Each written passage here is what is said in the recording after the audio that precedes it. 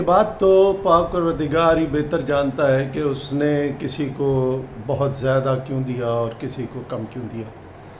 ये तो परवरदिगार ही बेहतर जानता है, और बज़ाहिर दुनिया का निज़ाम चलाने के लिए ये ऊंच नीच ज़रूरी है।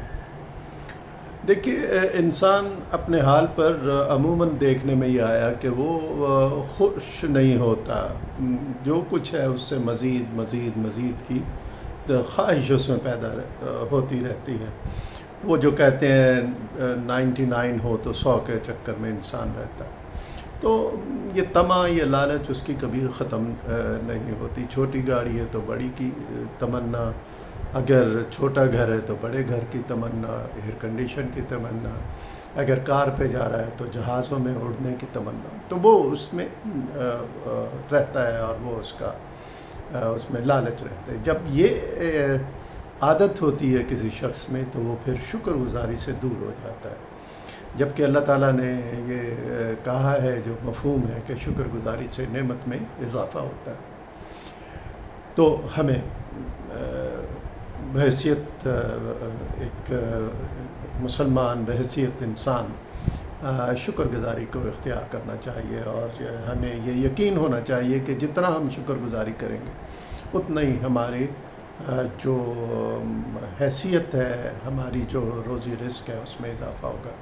देखिए, आपको एक सुनाते हैं, एक कहानी सुनाते हैं, बात सुनाते हैं।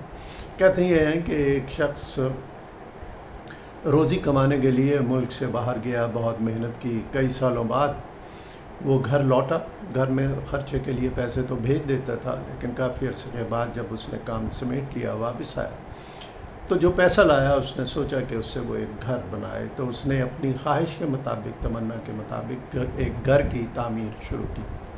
ख़ुद पहले वाले घर में रहता रहा, तो घर बनकर तैयार हो गया। उन्होंने देखा, फैमिली ने देखा, बहुत खुश हुए कि हाँ, ये वो ख्वाबों का घर है जो उनका बन गया।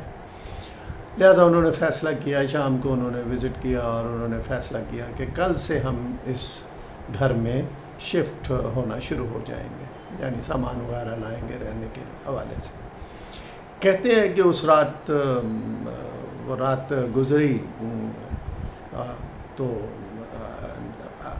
नेक्स्ट डे उस शख्स को पड़ोसियों का टेलीफोन आया, कुछ खैर खाओं का, कि जनाब आपका घर तबाह हो गया, रात जो ज़लज़ला आया उसमें आपका घर तबाह हो गया।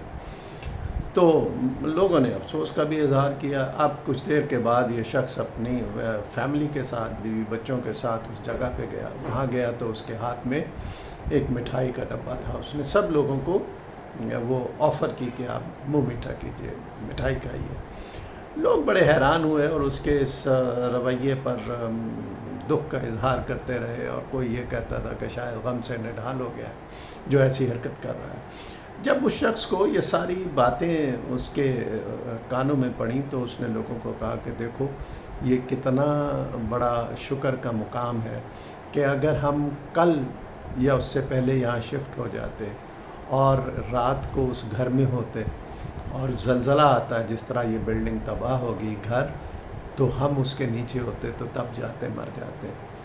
तो ये कितना अल्लाह का करम है, उसका शुक्र का मुकाम है कि उसने हमें इस तरह की मौत से बचाया, हमें ज़िंदगी दी। तो ये शुक्र की बात है। मकान फिर बन जाएगा लेकिन ज़िंदगी तो दोबारा नहीं आ सकती। तो लिहाजा हमें, अगर हम अल्लाह ताला का शुक्र अदा करना चाहें तो हमें अपने नुकसान में भी वो कैफियत नज़र आ सकती है, वो रोशनी नज़र आ सकती है कि जिसमें हम एक भलाई, एक अच्छाई को देख सकते हैं। तो जब कोई नुकसान होता है तो उस नुकसान पर हमें रंजीदा नहीं होना चाहिए, दुख और अफसोस का इजहार नहीं करना चाहिए, बल्कि हमें अल्लाह का शुक्र अदा करना चाहिए कि उसने न जान हमें कितने बड़े नुकसान से बचा लिया। तो शुक्र करना एक बहुत बड़ी अच्छी आदत है, परवरदिगार को ये पसंद है और इससे नेमतों में इजाफ़ा होता है।